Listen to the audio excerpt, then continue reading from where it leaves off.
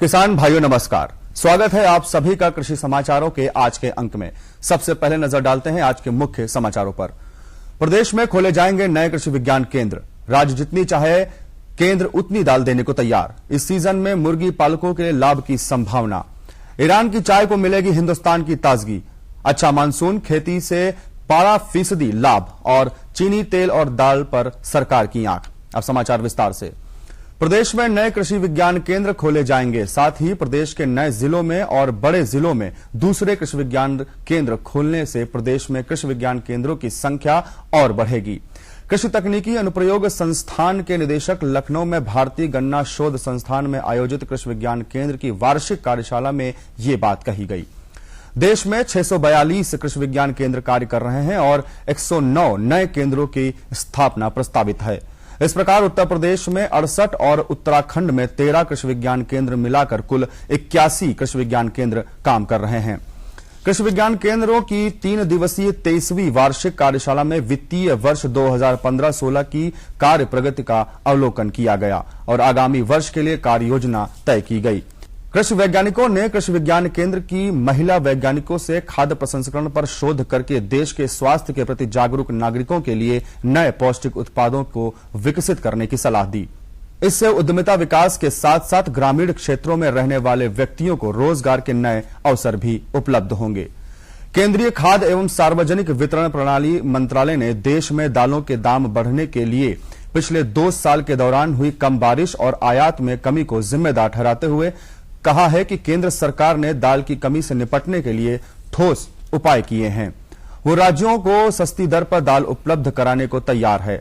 मंत्रालय ने एक सवाल पर कहा कि दालों के दाम बढ़ने के कई कारण हैं। पहला, पिछले 2 साल के दौरान कम बारिश के कारण फसलें खराब हुई हैं। दूसरा, दाल का आयात कम किया गया है। उन्होंने कहा कि पिछले साल जहां देश में दाल का कुल उत्पादन 171 लाख टन हुआ था, वहीं मांग 226 लाख टन थी। इस बार यह खपत 236 लाख टन होने का अनुमान है। सरकार ने दाल की कमी से निपटने के लिए बफर स्टॉक बनाया है और कई अन्य रास्ते भी अपनाए जा रहे हैं। पिछले 2 वर्षों के उत्पादन बढ़ने की वजह से नुकसान उठा रहे मुर्गी पालकों के लिए इस सीजन में कुछ हद तक लाभ कमाने की संभावना दिख रही है। देश के बड़े इलाकों में भीषण गर्मी पड़ने और 10 राज्यों में सूखे की हालात ने अंडे और मुर्गे दोनों के ही दाम बढ़ा दिए हैं। मई महीने में अंडे के थोक भाव 375 रुपए प्रति 100 अंडे के स्तर पर पहुंच गए हैं, जबकि अप्रैल महीने में 100 अंडे का थोक भाव 293 रुपए ही था। पिछले साल की बात करें तो मई में अंडे का थोक भाव 290 रुपए प्रति 100 अंडे था।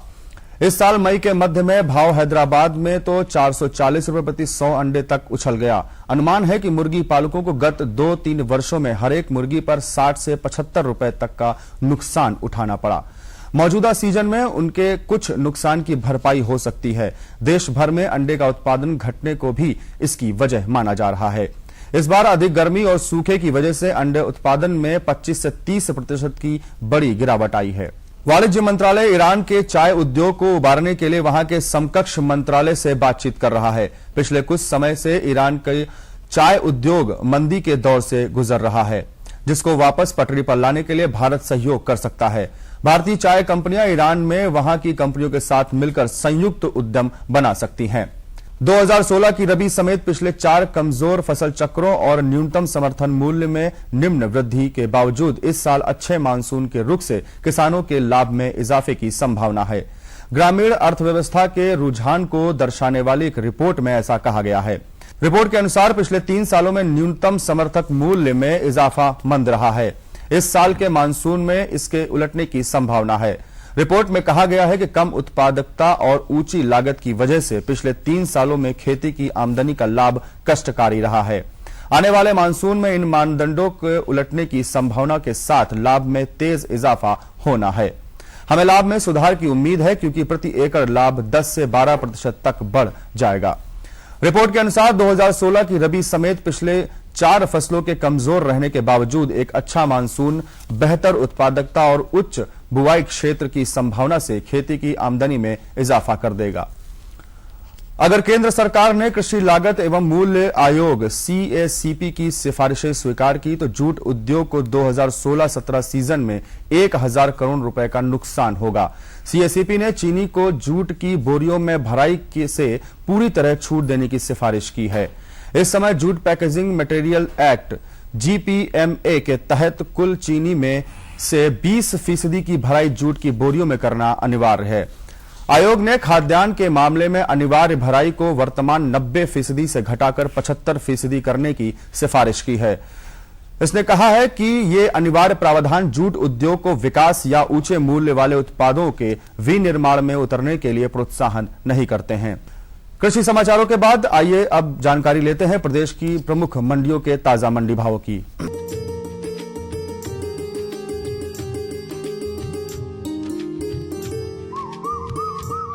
मंडी भावों में आज सबसे पहले बात करते हैं गेहूं के औसत भावों की। लखनऊ की मंडी में गेहूं 1580 रुपए प्रति क्विंटल, कानपुर की मंडी में 1620 रुपए प्रति क्विंटल, कासगंज की मंडी में 1550 रुपए प्रति क्विंटल और रायबरेली की मंडी में गेहूं का औसत भाव 1545 रुपए प्रति क्विंटल रहा।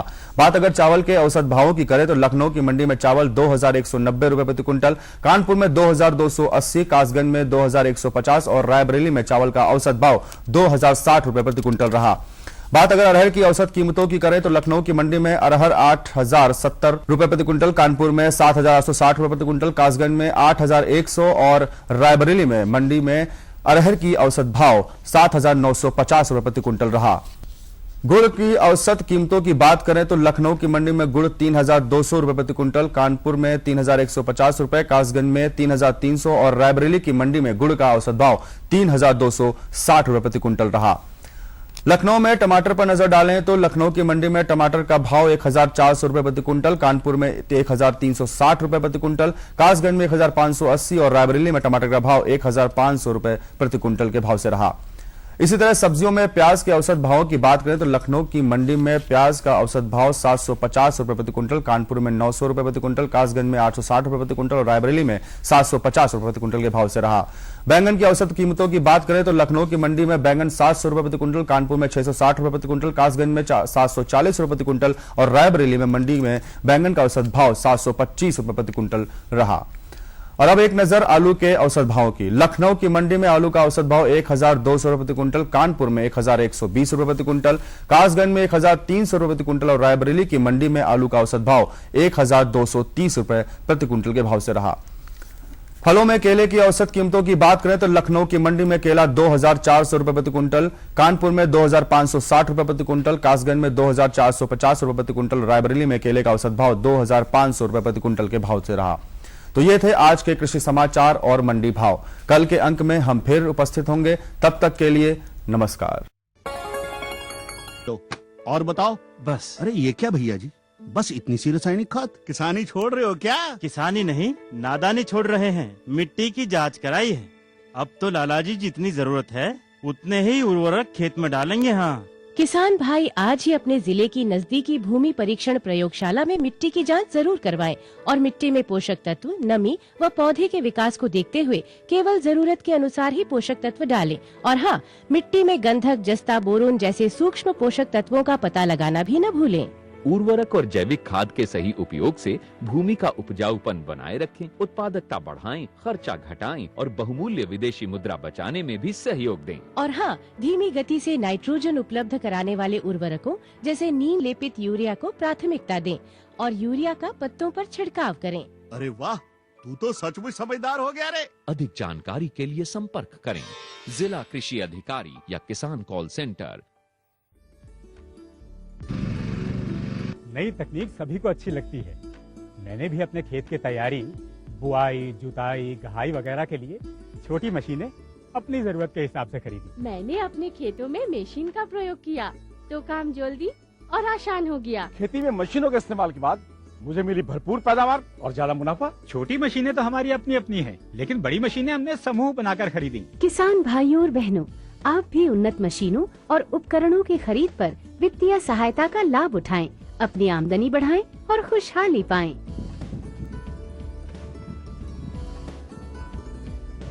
हो गया।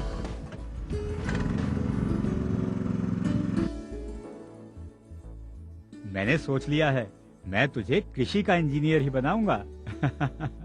नई मशीनें, नए उपकरण आए आपके द्वार, ले लो इनसे अब खूब खुशी और पैदावार।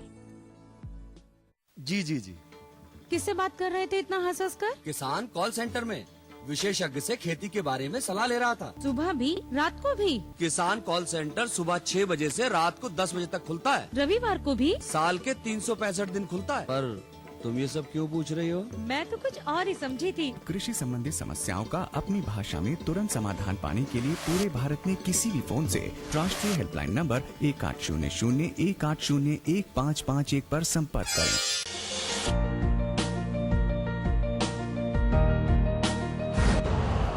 यूरिया का स्वदेशी उत्पादन 70 लाख टन बढ़ाने के लिए 6 उर्वरक संयंत्रों का उद्धार किया जा रहा है। FCIL के गोरखपुर, सिंदरी, तलचर और रामागुंडम संयंत्र, HFCL की बरौनी इकाई और PVFCL की नामरू फोर्थ। सोने पर सुहागा ये है कि देश में अब बनेगा सिर्फ नीम लेपित यूरिया, क्योंकि इससे होगा किसानों का फायदा ही फायदा। अनाज का उत्पादन 10% तक बढ़ेगा। बढ़ेगी 10 से 15% नाइट्रोजन क्षमता।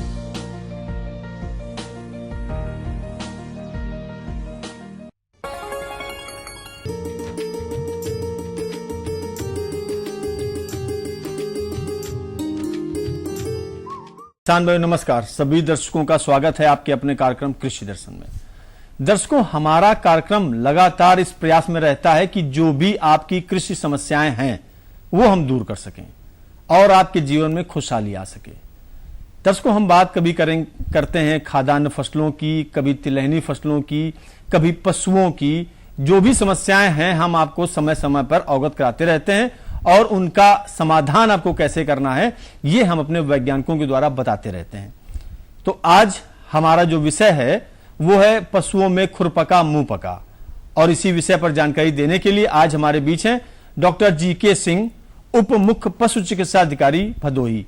डॉक्टर, आपका स्वागत है हमारे कार्यक्रम कृषि दर्शन में। नमस्कार डॉक्टर, जो आज का हमारा विषय है कि पशुओं में खुरपका मुंह पका, इसके बारे में जानने से पहले हम ये जानना चाहेंगे कि पशुओं में मुख्य जो बीमारी होती हैं वो कौन कौन सी हैं? दुधारू पशुओं में मुख्य 2 बीमारियां बहुत ही महत्वपूर्ण होती हैं। एक गला घोटू और दूसरा खुरपका मुंह पका रोग जो पशुओं में होता है। गला घोटू जो है जीवाणु से होता है, बैक्टीरिया से होता है, और खुरपका मुंह पका रोग विषाणु जनित रोग है जो वायरस से होता है। जी।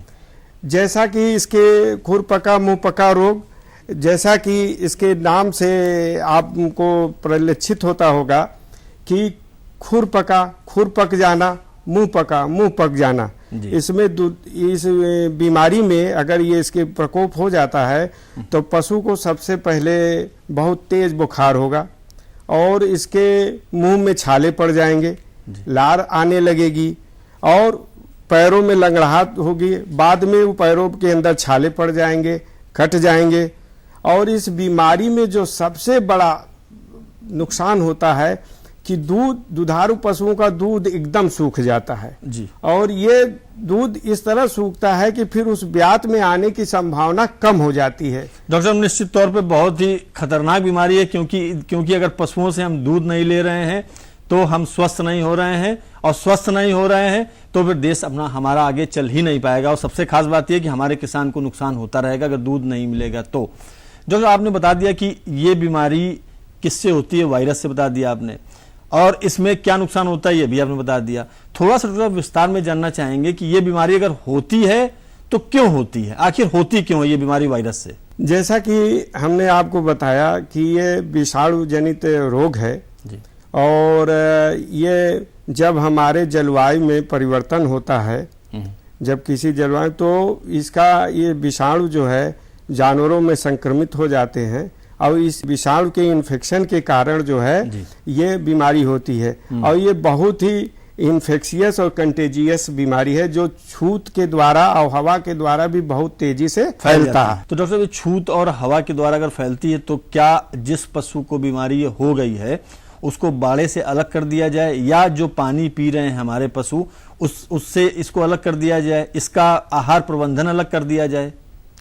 हाँ, जिन पशुओं को ये इसकी बीमारी हो जाएगी, संक्रमित हो जाएंगे, उनका सब कुछ जो है स्वस्थ पशुओं से अलग ही किया जाएगा। इसको अलग बांधा जाएगा, अलग चारा पानी दाना दिया जाएगा और स्वस्थ पशुओं से।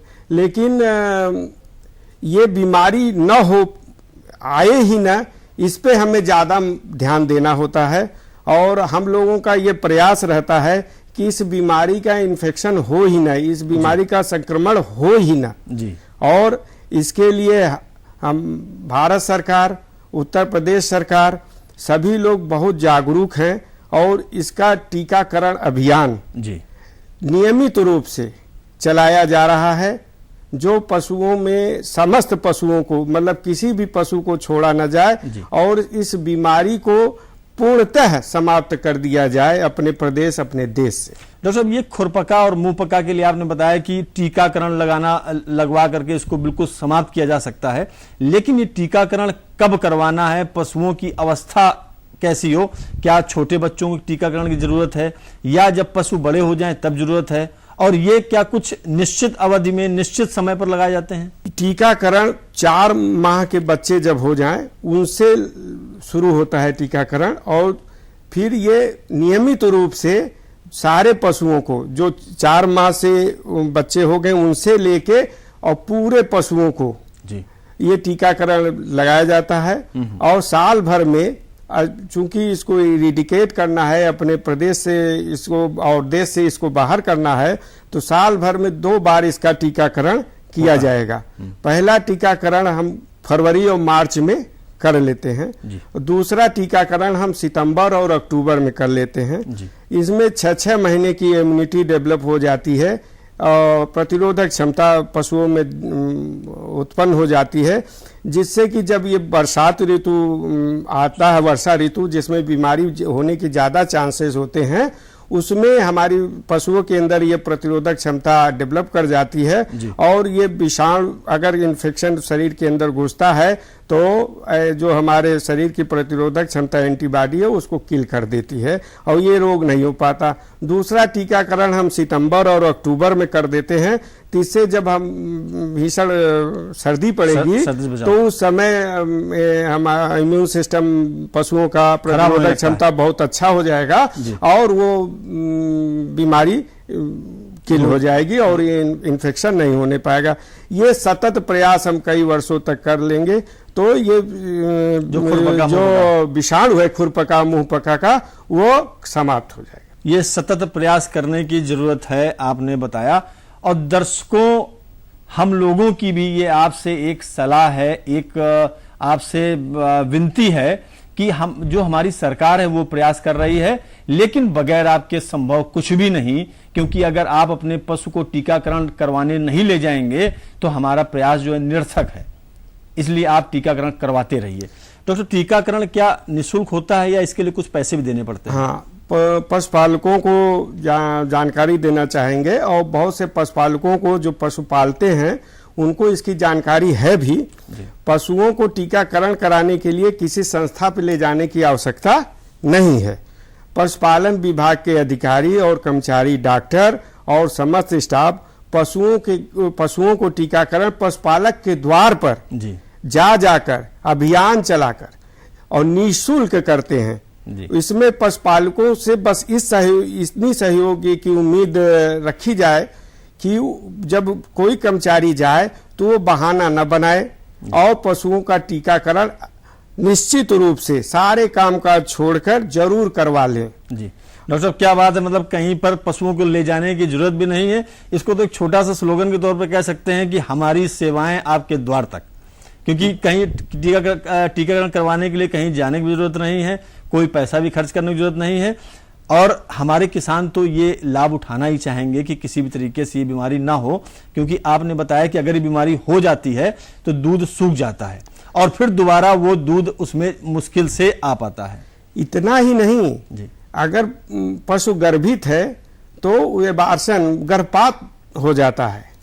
गर्भपात हो जाने से और फिर उसके बाद उसकी जो उसमें बांझपन समस्या शुरू हो जाएगी और अगर ये खुरपका मुंहपका बीमारी हो जाएगी तो जानवर बहुत ही कमजोर हो जाता, तो उसको अन्य दूसरी इन्फेक्शियस बीमारियां भी लगने की संभावना हो जाती है। तो पशुपालकों से यही निवेदन है कि जब पशुपालन विभाग के कर्मचारी उनके द्वार पर निःशुल्क टीकाकरण अभियान चलाकर उनके यहाँ जाते हैं तो किसी तरह का बहाना न बनाए। इस टीकाकरण से न कोई दूध में कमी आएगी, न कोई पशु के स्वास्थ्य पे हानि होगी, और तुरंत इसका टीकाकरण करवा लें, क्योंकि अगर सुरक्षा चक्र टूट जाएगा तो हमारा सारा प्रयास निरर्थक हो जाएगा। डॉक्टर साहब, आपने बहुत ही महत्वपूर्ण जानकारी दी है, क्योंकि हमारा अगर पशु स्वस्थ रहेगा तो चीज़ें अच्छी चलेंगी और आगे समाज भी तेजी से दौड़ेगा। आपने बहुत ही महत्वपूर्ण जानकारी दी, इसके लिए आपका बहुत बहुत धन्यवाद।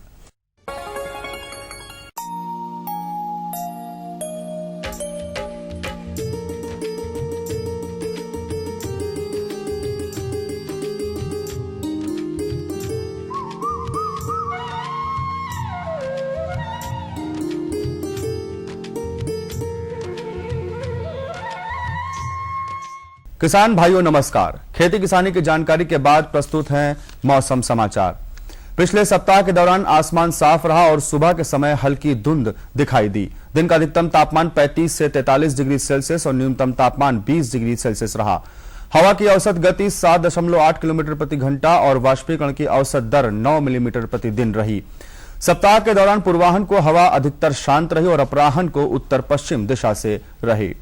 आने वाले दिनों का न्यूनतम तापमान 26 डिग्री सेल्सियस और अधिकतम तापमान 41 डिग्री सेल्सियस रहने का अनुमान है, जबकि कहीं कहीं पर आंशिक रूप से आसमान में बादल रहेंगे।